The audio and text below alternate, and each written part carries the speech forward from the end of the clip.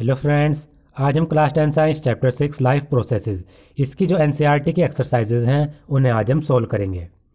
इसमें question number first है, the kidneys in human beings are a part of the system 4। Human beings में जो kidneys होती हैं वो किस चीज़ में फंक्शन करती हैं? पहला ऑप्शन न्यूट्रिशन, दूसरा रेस्पायरेशन, तीसरा एक्सक्रीशन और चौथा ट्रांसपोर्टेशन। तो हमें पता है जो किडनीज हैं वो एक्सक्रीशन में हेल्प करती हैं, तो सी इज़ द करेक्ट आंसर। इसका यहाँ पर आंसर भी दिया गया है कि जो ह्यूमन बींग्स होते हैं उनमें किडनीज एक्सक्रीशन के सिस्टम में वर्क करती है, एक्सक्रीशन का पार्ट होती है। क्वेश्चन नंबर सेकंड है, the xylem in plants are responsible for. Plants में जो जाइलम होते हैं, जो कंडक्टिंग टिश्यूज़ हैं, वो किसके लिए रेस्पॉन्सिबल है, उनका क्या फंक्शन है? तो हमें पता है जो जाइलम होते हैं प्लांट्स में वो वाटर को ट्रांसपोर्ट करते हैं, वाटर को और मिनरल को। तो यहाँ पर आप देखें पहले ऑप्शन में सिर्फ वाटर दिया हुआ है, दूसरे में फूड, तीसरे में अमाइनो एसिड, ये भी फूड है, चौथे में ऑक्सीजन। तो सिर्फ वाटर को ट्रांसपोर्ट करता है, तो इसका आंसर है ए। अगर किसी ऑप्शन में होता transport of water and minerals तो वो करेक्ट होता, ये भी होता और वाटर और मिनरल दोनों भी होते तो वो वाला ज़्यादा सुटेबल होता। तो सिर्फ यहाँ पर वाटर दिया गया है, मिनरल किसी भी ऑप्शन में नहीं है, तो A is the correct answer. Question number third है, the autotrophic mode of nutrition requires. जो ऑटोट्रोफिक मोड ऑफ न्यूट्रिशन होता है, यानी जिसमें ऑर्गेनिज्म अपना खाना खुद बनाते हैं, तो उसमें किन किन चीज़ों की आवश्यकता होती है? पहले कार्बन डाइऑक्साइड और वाटर, बिल्कुल सही है। क्लोरोफिल की आवश्यकता होती है क्योंकि प्लांट्स ऑटोट्रोफ्स होते हैं, उनके लीव्स में क्लोरोफिल प्रेजेंट होता है जो सनलाइट को ट्रैप करता है। तो सनलाइट को ट्रैप करके कार्बन डाइऑक्साइड और वाटर से वो ग्लूकोज बनाता है और ऑक्सीजन रिलीज करता है। तो इसकी भी आवश्यकता होती है। और सनलाइट को ट्रैप करता है, इसकी भी आवश्यकता होती है क्योंकि इसकी प्रेजेंस में होता है। तो all of the above, D is the correct answer. Autotrophic mode of nutrition require CO2, water, chlorophyll and sunlight, सभी की आवश्यकता होती है। Question number 4, the breakdown of pyruvate to give carbon dioxide, water and energy take place in. Pyruvate का breakdown होता है और वो कार्बन डाइऑक्साइड, वाटर और एनर्जी रिलीज करता है। तो ये किस चीज़ में होता है, को कहाँ पर होता है ये फंक्शन, ये हमें बताना है। तो इसका आंसर है माइटोकॉन्ड्रिया, क्योंकि माइटोकॉन्ड्रिया में जो पायरुवेट है वो टूटता है, CO2, वाटर और एनर्जी प्रोड्यूस करता है। तो B is the correct answer. यहाँ पर भी ये दिया गया है। यहाँ पर आप देख सकते हैं, मैंने इन टेक्स्ट क्वेश्चन में भी कराया था, इस डायग्राम से आपको पता लगेगा। ग्लूकोज साइटोप्लाज्म में टूटा, पायरुवेट में, 3 कार्बन मॉलिक्यूल में। अब यहाँ पर आप देखिए, यीस्ट में तो ऑक्सीजन की एब्सेंस होती है और इथेनॉल और CO2 बनता है। और अगर बात करें ह्यूमन मसल सेल्स की, वहाँ पर ऑक्सीजन की एब्सेंस में लैक्टिक एसिड और एनर्जी बनता है। जबकि अगर माइटोकॉन्ड्रिया की बात करें, ये वाला ऑप्शन आप गौर से देखिए, माइटोकॉन्ड्रिया में जो पायरुवेट होता है वो ऑक्सीजन की प्रेजेंस में CO2, वाटर और एनर्जी देता है। तो यही हमसे पूछा गया, पायरुवेट CO2, वाटर और एनर्जी कहाँ पर देगा? माइटोकॉन्ड्रिया में। तो इस माइटोकॉन्ड्रिया इसका करेक्ट आंसर है। अब यहाँ पर ये 5th क्वेश्चन आ गया है, how are fats digested in our bodies, where does this process take place. हमारी बॉडी में जो फैट आता है, जो वो फैट्स खाने से भी आ सकता है, हमारे बॉडी के अंदर जा सकता है। तो हमारी बॉडी के अंदर जो फैट होता है वो कहाँ पर डाइजेस्ट होता है, बॉडी के किस पार्ट में डाइजेस्ट होता है, और फैट का डाइजेशन किस तरीके से होता है, ये दोनों क्वेश्चन हमें बताने हैं यहाँ पर। तो इसका आंसर है, fats are present in the form of large globules in the small intestine. हमारी बॉडी की जो स्मॉल इंटेस्टाइन होती है, जिसको छोटी आंत कहते हैं, उसमें जो फैट्स होते हैं वो लार्ज ग्लोब्यूल्स के रूप में प्रेजेंट होते हैं। The small intestine gets the secretion in the form of bile juice and pancreatic juice respectively from the liver and the pancreas. और जो स्मॉल इंटेस्टाइन होती है उससे लीवर से जो बाइली जूस होता है वो स्मॉल इंटेस्टाइन में जाता है, और पैंक्रियाज से जो पैंक्रेटिक जूस होता है वो स्मॉल इंटेस्टाइन में जाता है। तो स्मॉल इंटेस्टाइन में लीवर से बाइली जूस आ रहा है सेक्रेट होके, और पैंक्रियाज से पैंक्रेटिक जूस आ रहा है। The bile salt from the liver break down the large fat globules into smaller globule so that the pancreatic enzyme can easily act on them. तो क्या होता है, जो बाइल सॉल्ट होते हैं, यानी लीवर से जो बाइली जूस आ रहा है, उसमें जो बाइल सॉल्ट होंगे वो फैट के लार्ज ग्लोब्यूल को स्मॉलर ग्लोब्यूल, छोटे छोटे ग्लोब्यूल्स में तोड़ देंगे, जिससे कि जो पैंक्रेटिक एंजाइम्स हैं वो उन छोटे छोटे ग्लोब्यूल्स पर एक्ट कर सके। This is referred to as emulsification of fats. ये फैट का इमल्सिफिकेशन कहलाता है। It take place in the small intestine, और फैट्स का ये इमल्सिफिकेशन या फिर डाइजेशन स्मॉल इंटेस्टाइन में हो रहा है। तो हमें क्या पता चला, स्मॉल इंटेस्टाइन में फैट्स लार्ज ग्लोब्यूल्स के रूप में प्रेजेंट है। तो स्मॉल इंटेस्टाइन में क्या होगा, लीवर से बाइली जूस आएगा और पैंक्रियास से पैंक्रेटिक जूस आएगा। सबसे पहले स्मॉल इंटेस्टाइन के अंदर क्या करेगा, जो बाइली जूस है उसमें जो बाइल सॉल्ट्स होंगे वो लार्ज ग्लोब्यूल्स को, फैट के लार्ज ग्लोब्यूल्स को छोटे छोटे ग्लोब्यूल्स में तोड़ देंगे। जैसे ही एक बार फैट छोटे छोटे ग्लोब्यूल्स में टूट गया, मान लीजिए पहले इतना बड़ा था, छोटे छोटे ग्लोब्यूल्स में टूट गया, उसके बाद इन छोटे छोटे ग्लोब्यूल्स पे जो पैंक्रेटिक जूस होगा, जो पैंक्रियास से स्मॉल इंटेस्टाइन के अंदर आया है सेक्रेट होके, वो पैंक्रेटिक जूस अब इन स्मॉलर ग्लोब्यूल्स पर एक्ट करेगा और इनको डाइजेस्ट करने में मदद करेगा। ये कहलाता है हमारा इमल्सिफिकेशन ऑफ फैट्स। और ये कहाँ पर हो रहा है, स्मॉल इंटेस्टाइन में। ये आपको याद रखना है। Question number 6, what is the role of saliva in the digestion of food. जो सलाइवा होता है मुंह में, जिसको हम लार कहते हैं, उसका फूड के डाइजेशन में क्या रोल होता है, फूड को पचाने में, ये हमें देखना है। Saliva is secreted by the salivary glands located under the tongue. जीभ के नीचे जो सलाइवरी ग्लैंड्स होती हैं वो सलाइवा को सेक्रेट करती हैं, लार को। It makes the food soft for easily swelling. तो सलाइवा क्या करेगी, जो फूड हम खाएंगे उसको ये सॉफ्ट बना देगी। हमने फूड खाया तो जो सलाइवा है, लार है, वो फूड को सॉफ्ट बना देगी, जिसको इस आसानी से इसको स्वेलो करा जा सके, इसको आसानी से निगला जा सके।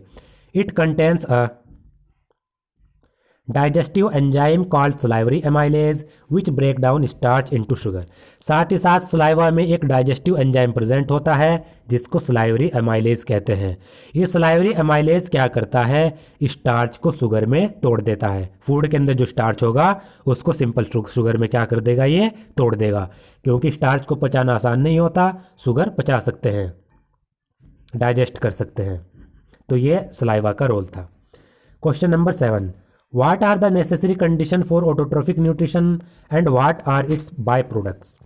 ऑटोट्रोफिक न्यूट्रिशन के लिए क्या क्या ज़रूरी कंडीशन है और क्या क्या इससे प्रोडक्ट्स बनते हैं, ये हमें बताना है। Autotrophic nutrition takes place through the process of photosynthesis. जो ऑटोट्रोफिक न्यूट्रिशन है वो फोटोसिंथेसिस के प्रोसेस से होता है, क्योंकि प्लांट में फोटोसिंथेसिस प्रोसेस होगा। क्लोरोफिल क्या करेगा, लीव्स में सनलाइट को ट्रैप करेगा, फिर CO2 वाटर का यूज़ करके वो ग्लूकोज बना देगा। Carbon dioxide, water, chlorophyll pigment and sunlight are the necessary condition required for autotrophic nutrition. तो क्वेश्चन का आंसर है, ऑटोट्रोफिक न्यूट्रिशन के लिए CO2 की प्रेजेंस, वाटर होना चाहिए, क्लोरोफिल पिगमेंट होना चाहिए और सनलाइट होनी चाहिए। ये कुछ नेसेसरी कंडीशन है जो ऑटोट्रोफिक न्यूट्रिशन के लिए ज़रूरी है। Carbohydrate, food and O2 are the by product of photosynthesis. फिर फोटोसिंथेसिस रिएक्शन से क्या क्या प्रोडक्ट बनते हैं, उनमें कार्बोहाइड्रेट आता है, फूड, ग्लूकोज, C6H12O6, और फोटोसिंथेसिस में ऑक्सीजन बनता है, O2 बनता है। ये बाय प्रोडक्ट है। रिएक्शन क्या होगी, ये वाली 6CO2, 6 कार्बन डाइऑक्साइड के मॉलिक्यूल प्लस 6H2O रिएक्ट करेंगे क्लोरोफिल में सनलाइट की प्रेजेंस में। तो क्या बनेगा, C6H12O6। ये इस तरीके से लिखा जाता है। ये ग्लूकोज बनेगा हमारा और 6 ऑक्सीजन के मॉलिक्यूल रिलीज होंगे। तो ये बाय प्रोडक्ट्स हैं। अब question number 8, what are the differences between aerobic and anaerobic respiration. Aerobic और एनएरोबिक रेस्पिरेशन के क्या क्या डिफरेंस हैं। Name some organism that use the anaerobic mode of respiration. कुछ ऐसे ऑर्गेनिज्म हमें बताने हैं जो anaerobic mode of respiration use करते हैं। Difference between aerobic respiration and anaerobic respiration. Difference यहाँ पर दिया गया है टेबल में।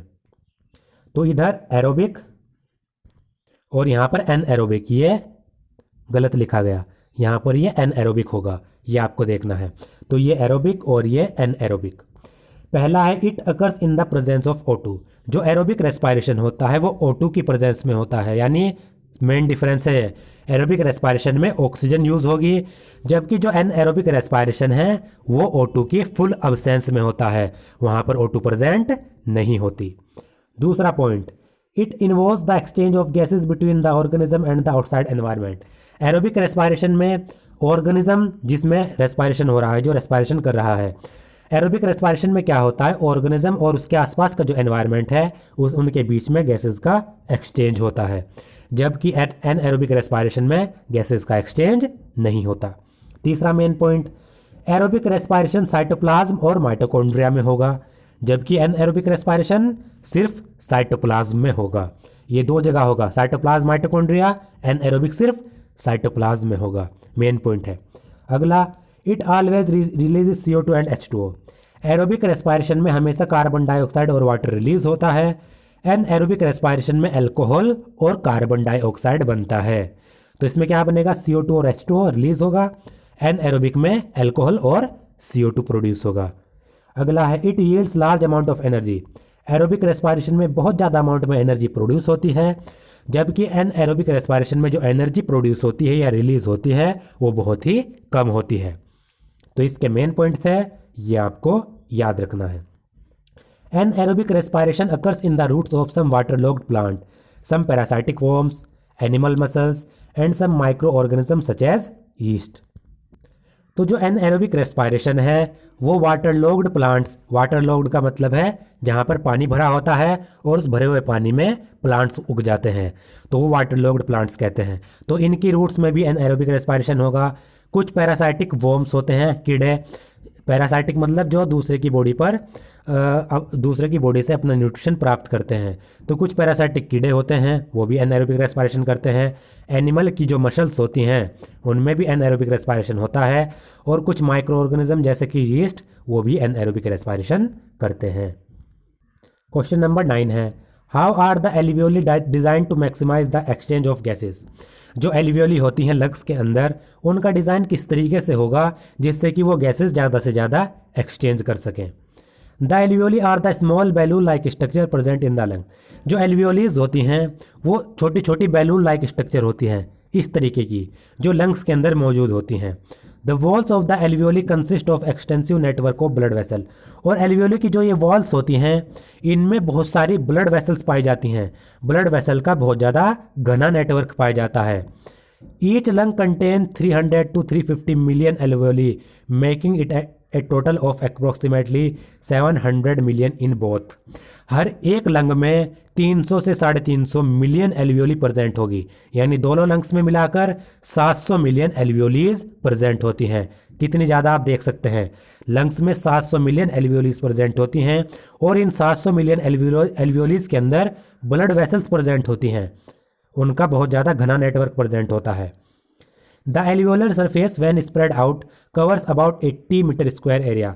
अगर एल्वियोली की जो सरफेस है बाहर, जो लंग से एल्वियोली निकाल दी जाए और उनको फैला दिया जाए तो वो लगभग 80 मीटर स्क्वायर एरिया को कवर कर देंगे। This large surface area makes the gases exchange more efficient. तो एल्वियोली का जो सरफेस एरिया होता है वो बहुत ज़्यादा होता है, तो ये जो लार्ज सरफेस एरिया होगा ये गैसेस के एक्सचेंज को एफिशिएंट बनाता है। इस लार्ज सरफेस एरिया की मदद से गैसेस का एक्सचेंज ज़्यादा से ज़्यादा होता है। तो एल्वियोलीज के लार्ज सरफेस एरिया के कारण गैसेस का एक्सचेंज ज़्यादा हो रहा है। Question 10, what would be the consequences of a deficiency of haemoglobin in our bodies. अगर हमारी बॉडी में हीमोग्लोबिन की कमी हो जाए, जो रेड ब्लड के अंदर रेड कलर का पिगमेंट होता है, तो उसकी कमी के कारण हमारी बॉडी में क्या क्या इफेक्ट हो सकते हैं वो हमें देखने हैं। Haemoglobin is the respiratory pigment that transport oxygen to the body cell for cellular respiration. Haemoglobin एक रेस्पिरेटरी पिगमेंट है, ये क्या करता है, ये सेलुलर रेस्पिरेशन के लिए जो बॉडीज की सेल्स होती हैं, टिश्यूज के अंदर जो सेल्स होंगी उनमें ऑक्सीजन को ट्रांसपोर्ट करता है। क्योंकि हीमोग्लोबिन ब्लड के अंदर है तो ये हीमोग्लोबिन क्या करता है, ऑक्सीजन के मॉलिक्यूल को बाइंड करता है, ऑक्सी हीमोग्लोबिन बना लेता है, फिर ऑक्सीजन को जोड़कर सेल के पास ले जाता है जिससे वो रेस्पिरेशन करती हैं। Therefore deficiency of haemoglobin in blood can affect the oxygen supplying capacity of blood. अगर हमारी बॉडी में हीमोग्लोबिन की कमी हो जाए ब्लड के अंदर, तो जो ऑक्सीजन की सप्लाइंग कैपेसिटी है, ऑक्सीजन का जो ट्रांसपोर्टेशन है, वो बिल्कुल ही कम हो जाएगा, उसकी कैपेसिटी घट जाएगी। अगर हमारी बॉडी में ऑक्सीजन का ट्रांसपोर्ट कम हो गया तो हमारी बॉडी में रेस्पायरेशन नहीं होगा, हमें एनर्जी नहीं मिलेगी, हम वीक हो जाएंगे। This can lead to deficiency of oxygen in the body cell. It can also lead to a disease called anaemia. और अगर ऑक्सीजन की सप्लाइंग नहीं होगी तो बॉडी सेल्स के अंदर ऑक्सीजन की कमी हो जाएगी। साथ ही साथ अगर हमारी बॉडी में हीमोग्लोबिन की कमी हो जाए ब्लड के अंदर, तो एक डिजीज़ हो जाती है जिसको हम एनीमिया कहते हैं। तो एनीमिया किस कारण हो रहा है? हीमोग्लोबिन की डेफिशिएंसी के कारण। Describe double circulation in human beings, why is it necessary. तो हमें ह्यूमन बीइंग्स में डबल सर्कुलेशन को डिस्क्राइब करना है, डबल सर्कुलेशन क्या होता है और ये क्यों ज़रूरी होता है। ये जो डबल सर्कुलेशन है, इसका जो टॉपिक है एनसीईआरटी में, उस पर मैंने वीडियो बना रखी है और डायग्राम की हेल्प से बहुत ज़्यादा डिटेल में समझा रखा है। आप वो वीडियो देख सकते हैं, उसका लिंक मैंने डिस्क्रिप्शन बॉक्स में दिया हुआ है, आप वो वीडियो देखें। यहाँ पर भी मैं समझा देता हूँ, वहाँ पर मैंने डायग्राम से बहुत ज़्यादा डिटेल में समझा रखा है। Because both oxygen and carbon dioxide have to transported by the blood, the heart has different chamber to prevent the oxygen-rich blood from mixing with the blood containing carbon dioxide. हमारी body में क्या होता है, जो blood है वो oxygen भी transport करता है, कार्बन डाइऑक्साइड भी ट्रांसपोर्ट करता है। तो हार्ट के पास अलग अलग चैम्बर्स होते हैं, left atrium, right atrium, left ventricle, right ventricle, 4 chambers होते हैं। और ये क्या करते हैं, ऑक्सीजन रिच ब्लड को, यानी ऐसे ब्लड को जिसमें ऑक्सीजन है, उसको कार्बन डाइऑक्साइड वाले ब्लड से मिक्स होने से बचाते हैं। The human heart is divided into 4 chamber, right atrium, right ventricle, left atrium and left ventricle. Human heart 4 chamber में डिवाइड किया गया है, right atrium, left atrium, right ventricle, left ventricle. Oxygen rich blood from the lungs comes to the thin walled upper chamber of the heart on the left atrium। तो देखिए सबसे पहले क्या होगा, लंग्स से जो ऑक्सीजन रिच ब्लड है, lungs blood को प्यूरिफाई करता है, ऑक्सीजन उसमें ऐड करता है। तो लंग्स से जो ऑक्सीजन रिच ब्लड आ रहा है वो सबसे पहले हार्ट का जो सबसे ऊपर का चैम्बर है लेफ्ट की तरफ, जिसको लेफ्ट एट्रियम कहते हैं, वहाँ पर आता है। The left atrium relaxes when it is collecting this blood. और जैसे ही लेफ्ट एट्रियम में ब्लड आएगा तो जो लेफ्ट एट्रियम है वो रिलैक्स हो जाता है और ब्लड को कलेक्ट करता है। It then contracts while the next chamber the left ventricle expand so that the blood is transport to it. उसके बाद क्या होगा, जो लेफ्ट एट्रियम है उसमें कॉन्ट्रैक्ट होगा, वो लेफ्ट एट्रियम में कॉन्ट्रैक्शन हुआ जिससे कि जो इससे अगला चैम्बर है लेफ्ट वेंट्रिकल, वो एक्सपेंड हो जाता है, खुल जाता है, जिससे ब्लड उसमें ट्रांसपोर्ट हो जाता है, ट्रांसफ़र हो जाता है। तो सबसे पहले क्या हुआ, लंग्स से ब्लड लेफ्ट एट्रियम में आया, फिर लेफ्ट एट्रियम कॉन्ट्रैक्ट करेगा, कॉन्ट्रैक्ट करने के बाद वो खून कहाँ पर पहुँच जाएगा, लेफ्ट वेंट्रिकल में, 2 जगह पहुँच गया। When the muscular left ventricle contract in its turn, the blood is pumped out of the body। उसके बाद जो लेफ्ट वेंट्रिकल है वो पंप करेगा, मतलब कॉन्ट्रैक्ट करेगा, और जो ब्लड है वो हार्ट से बाहर चला जाएगा, हार्ट से बाहर बॉडी के अंदर पहुंच जाएगा। तो आपने देखा पहले क्या हुआ, ये एक सर्कुलेशन हो गया, ये लंग्स है, ये हमारा लेफ्ट एट्रियम है, मान लीजिए इधर बना लेते हैं, ये हमारे लंग्स हैं, ये लेफ्ट एट्रियम है, ये लेफ्ट वेंट्रिकल है। सबसे पहले लंग्स से लेफ्ट एट्रियम में खून आ गया, ब्लड आ गया, लेफ्ट एट्रियम क्या करेगा, अब कॉन्ट्रैक्ट करेगा, यानी सिकुड़ेगा। जैसे ही लेफ्ट एट्रियम में कॉन्ट्रैक्शन होगा, ये जो ब्लड है ये लेफ्ट वेंट्रिकल में पहुंच जाएगा। अब ये रिलैक्स हो जाएगा, लेफ्ट वेंट्रिकल में जब ब्लड पहुंच गया, लेफ्ट वेंट्रिकल अब कॉन्ट्रैक्ट करेगा, जिससे जो ये ब्लड है ये बॉडी में पहुंच जाएगा। तो एक सर्कुलेशन हो गया, लंग से लेफ्ट एट्रियम से लेफ्ट वेंट्रिकल। अब दूसरे की बात करते हैं। Deoxygenated blood comes from the body to the upper chamber on the right atrium as it expand. उसके बाद बॉडी से जो डीऑक्सीजनेटेड ब्लड होगा, क्योंकि लेफ्ट वेंट्रिकल से जो ऑक्सीजनेटेड ब्लड था वो तो कहाँ पहुँच गया, बॉडी के पास पहुंच गया, बॉडी पार्ट उसको यूज़ करेंगे, ऑक्सीजन उससे लेंगे, CO2 उसको दे देंगे। अब जो CO2 वाला ब्लड है वो राइट एट्रियम में आ गया। As the right atrium contract the corresponding lower chamber the right ventricle dilates. उसके बाद राइट एट्रियम में कॉन्ट्रैक्शन होगा और जो उसके नीचे का चैम्बर है राइट वेंट्रिकल वो खुल जाएगा। This transfer blood to the right ventricle, उसके बाद ब्लड राइट वेंट्रिकल में पहुंच जाएगा, which in turn pumps it to the lungs for oxygenation. उसके बाद जो राइट वेंट्रिकल है ये ऑक्सीजनेशन के लिए उस CO2 वाले ब्लड को लंग्स में पहुंचा देगा। तो ये दूसरा सर्कुलेशन हो गया। During this process blood goes twice through the heart. तो आप देख सकते हैं इस प्रोसेस के दौरान जो ब्लड है वो हार्ट के पास 2 बार पहुंच रहा है, इसलिए इसको हम डबल सर्कुलेशन कहते हैं।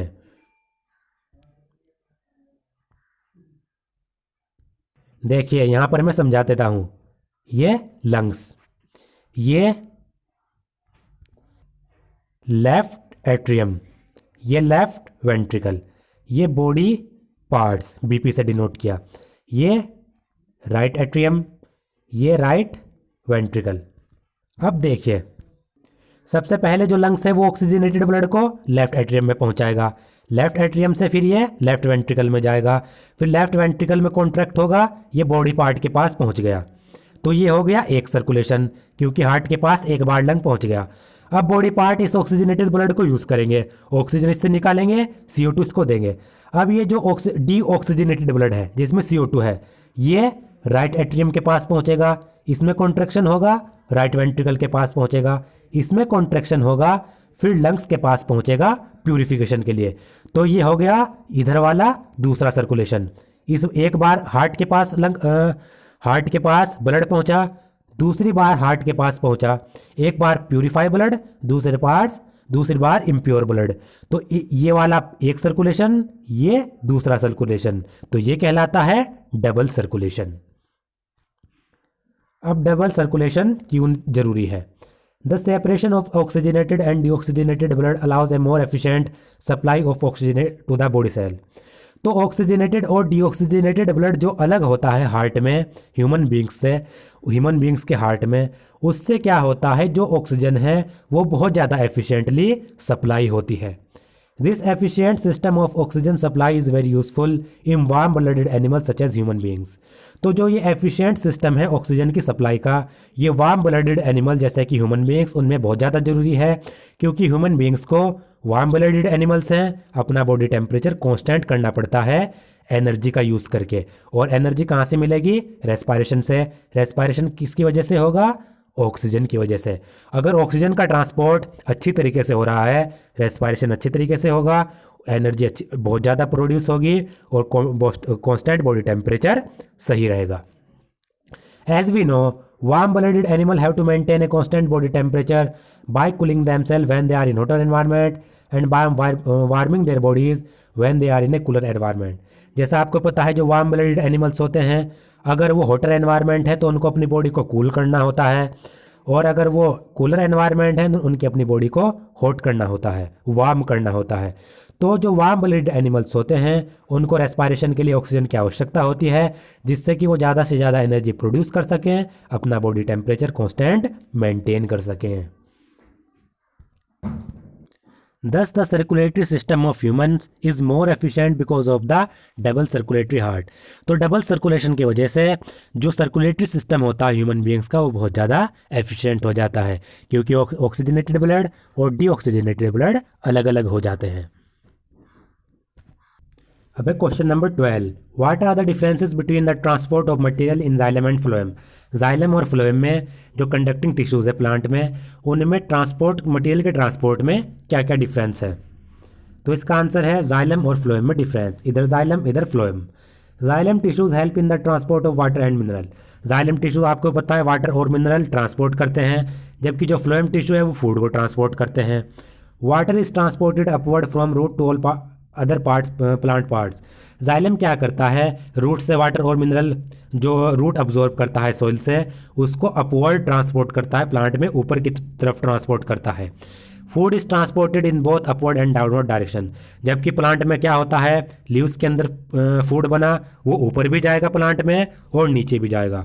पानी और मिनरल सिर्फ ऊपर की तरफ जा रहे हैं प्लांट में, जबकि फूड ऊपर वाले पार्ट में भी जाता है और नीचे वाले पार्ट में भी जाता है। अब इसमें पानी क्यों ट्रांसपोर्ट हो रहा है ऊपर की तरफ? क्योंकि सॉइल से अब्जॉर्ब हो रहा है, नीचे से अब्जॉर्ब हो रहा है, इसके कारण। Transport in xylem occurs with the help of simple physical forces such as transpiration pull. Xylem में जो वाटर का ट्रांसपोर्ट होता है उसमें सिंपल फिजिकल फोर्स यूज़ होती हैं, जैसे कि ट्रांसपिरेशन पुल। ट्रांसपिरेशन पुल में क्या होता है, ट्रांसपिरेशन के द्वारा पत्तियों से वाटर लॉस हुआ, जिसके कारण वहाँ पर पानी की कमी हुई, जिससे एक सक्शन प्रेशर बना जो पानी को नीचे से ऊपर की तरफ खींचता है। जबकि फ्लोएम में जो फूड का ट्रांसपोर्ट होता है उसमें एनर्जी की आवश्यकता होती है। एटीपी का यूज़ होता है फ्लोएम से फूड को ट्रांसपोर्ट कराने में। तो ये डिफरेंस था इसमें। Question 13, compare the functioning of alveoli in the lungs and nephrons in the kidneys with respect to their structure and functioning. हमें क्या करना है, लंग्स में एल्वियोली होती हैं, किडनीज में नेफ्रॉन्स होते हैं, तो इनके फंक्शन को कंपेयर करना है इनके स्ट्रक्चर और फंक्शन के आधार पर। तो यहाँ पर ये दिया गया है एल्वियोली और इधर nephron. Alveoli are tiny balloon like structure present inside the lungs. जो एल्वियोलीज होती हैं वो छोटी छोटी बैलून लाइक स्ट्रक्चर होती हैं, गुब्बारे जैसी स्ट्रक्चर होती हैं, लंग्स के अंदर मौजूद होती हैं। Nephrons are tubular structure present inside the kidneys. जबकि जो नेफ्रॉन्स होते हैं वो ट्यूब लाइक स्ट्रक्चर होते हैं जो किडनीज के अंदर प्रेजेंट होते हैं, tube like structure. The walls of the alveoli are 1 cell thick and it contains an extensive network of blood capillaries. Alveolis की जो वॉल्स होती हैं अंदर की वो 1 सेल थिक होती हैं, यानी सिंगल सेल से मिलकर बनी होती हैं। यानी सेल्स की, कहने का मतलब है सेल्स की यहाँ पर एक ही लेयर होगी, और इनमें एल्वियोलीज की वाल में जो सेल की एक लेयर से मिलकर बनी होती है उसमें ब्लड कैपिलरीज का भी बहुत ज़्यादा नेटवर्क प्रेजेंट होता है। जबकि nephrons are made of glomerulus Bowman's capsule and a long renal tubule. जबकि जो नेफ्रॉन्स होते हैं वो ग्लोमेरुलस बोमन्स कैप्सूल और लॉन्ग रिनल ट्यूब से मिलकर बने होते हैं। It also contains a cluster of thin walled capillaries. और नेफ्रॉन्स में थिन वॉल्ड कैपिलरीज का नेटवर्क भी प्रेजेंट होता है, गुच्छा क्लस्टर जिसको कहते हैं। तो ये इसमें मेन डिफरेंस थे। दोस्तों मेरे आपको ये वीडियो पसंद आया तो प्लीज़ इस वीडियो को ज़्यादा से ज़्यादा शेयर करें, मेरे चैनल को सब्सक्राइब करें। अगर आपको इस वीडियो का जो ये क्वेश्चन आंसर का जो PDF है ये डाउनलोड करना है तो डिस्क्रिप्शन बॉक्स में जो लिंक दिया हुआ है उस डिस्क्रिप्शन बॉक्स से आप ये PDF डाउनलोड कर सकते हैं।